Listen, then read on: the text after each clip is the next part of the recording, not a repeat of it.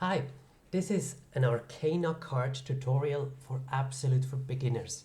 For noobs who are fresh at this game and maybe even struggle and want to know how to use their cards, which cards to first unlock, which cards to first upgrade, as your Ash resource may be limited and you really are not sure, well, half the cards are hidden, where should I go? This tutorial contains gameplay spoilers, but no story spoilers. Let's get into it. Over here, you can meditate and upgrade it. I have all the cards unlocked already, but that makes sense, so I can better explain to you what you should aim at. You start at the top left, and then you can spend Ash, mostly Ash, to unlock more cards. Every time you unlock a card, let's say you have this, and then you unlock the Wayward Sun, you reveal the ones next to them, directly next to them, not diagonally. So that way you can work your way down in a straight line and always unlock the ones next to them, or work your way in the middle and then also reveal the ones next to them. Which ones should you prioritize unlocking as early as you can?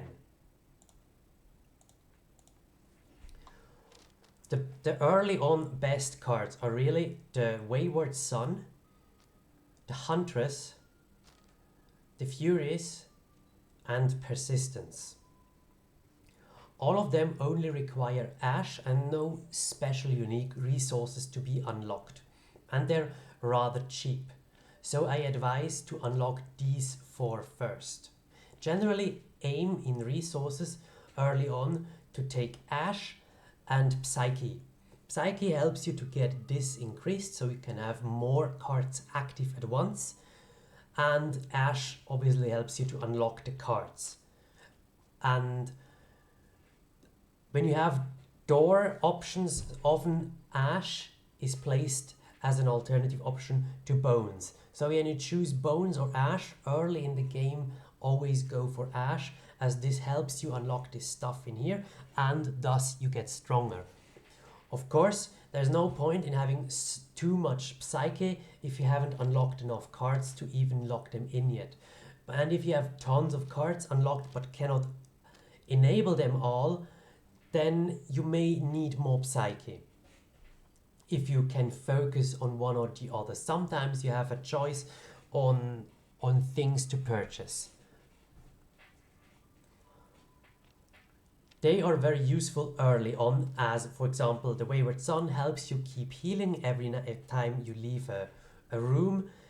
As a beginner you will take damage, that's totally okay, and this just helps you to get a little bit further. Same with this, if you have a bit more max HP, it means you just survive that one very tough room and then maybe manage with the Wayward Sun to recover a bit in easier rooms. Then the Huntress is really good because at the beginning you may not really have much or anything that regenerates your magic. Thus, when you start a room and start your fight, you just use something that uses magic and then you smash them with your attack or special, and you will just do a lot more damage with this. Even if it's not to the maximum upgraded as mine, it's still a lot of extra damage on everything. Very similar with the Furies. The cast is an easy large AoE that you can just drop down and then just blast at the enemies that are standing in there. Especially if you're melee attacking anyway, you can just drop down the cast and do extra damage. If the Furies are active and the Huntress is active, you deal quite a lot more damage. So these are the ones you should unlock and then upgrade first. When you go further, let's say you have already maybe beaten the first boss, or you are getting close to beating the first boss, a very strong card is, as you may have already noticed when you unlocked Persistence, Death. Upgrading it gives more Death Defiances, but already having it on level 1 gives you 1 Death Defiance. That's super valuable. You don't need to aim at anything on the right or straight down if you can get this first. Invest your Ash and your Psyche to get this. This really helps you to get further and maybe even defeat the first boss if you struggle with that. Upgrading it is a little expensive, but if you can get to the moon, to the insights down here, to this resource, to the moon dust, then invest it into this. At least you can get 2 death defiances this way. Absolutely worth it. I also advise, when you have beaten the first boss, you get the resource required to unlock the Centaur. And the Centaur is really good on all runs. I love the Centaur. There are a lot of locations to go through. Of course, it only after 5 on my upgrade, but it's still useful. You get a little bit more and more, and it unlocks a more direct path to other very valuable cards. So even if you're not using it much, it is basically free in Ways of Psyche, and it's quite useful to have. And the ones that you get nearby are also very useful. For example, I like the boatman. Just having more money can be useful early on to get more boons, to get more power, to just buy more at the boatman's shop. Absolutely valuable. And sometimes he offers these snacks that heal you up, and that can make the difference between beating the next boss or not, as you generally get a shop option right before the boss. Very good for your damage output is Origination. What are curses, you may wonder? Curses, for example, Hitch from Hera is a curse that you apply when you hit with your Hitch attacks. Also a curse is from Hestia, the Burn. Now, if you have 2 curses, like Burn from Hestia, maybe on your special, and Hitch from Hera on your attack, and both are on the enemy, for as long as these 2 curses are on the enemy, all your damage is higher by this percentage. So you can get extra damage from this basically for free, extra damage from this basically for free, and extra damage from this basically for free. Also, Freeze is a curse from Demeter, and a bunch more things are giving you curses. It's very easy to get at least 2 curses on your opponent. So these are very powerful cards, worth to get early and to unlock, to upgrade early. Also, what you should aim to unlock towards is strength.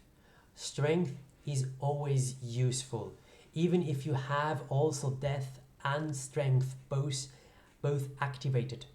As when you're new at this game, you will lose your death defiances. You will not complete a full run all the way to the final boss.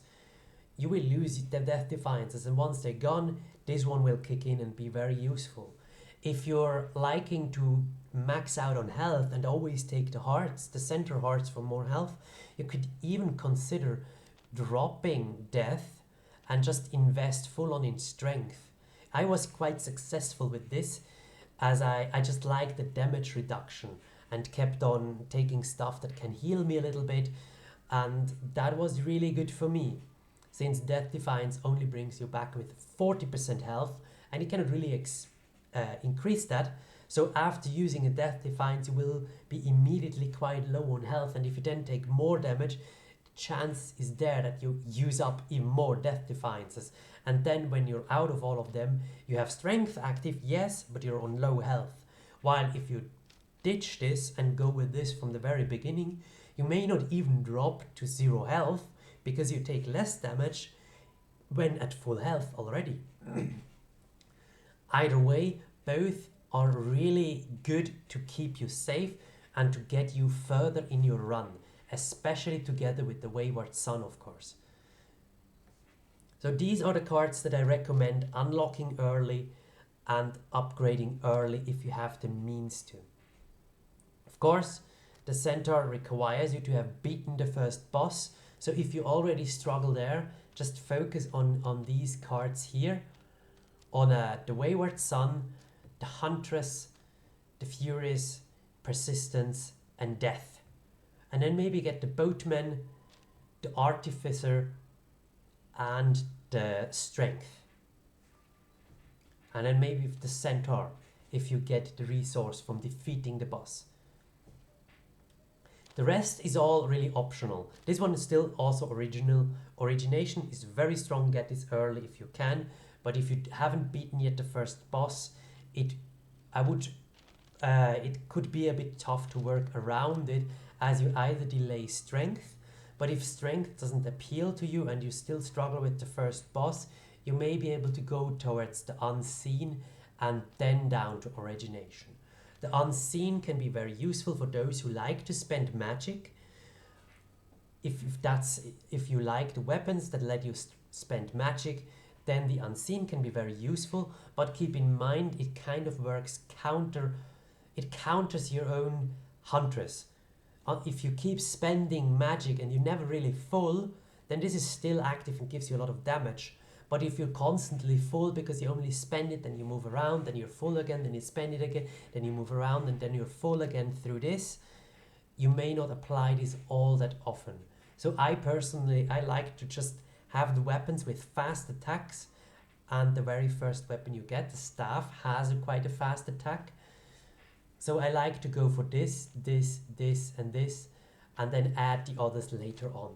And that is probably a very good way for beginners to get going with this whole Arcana board.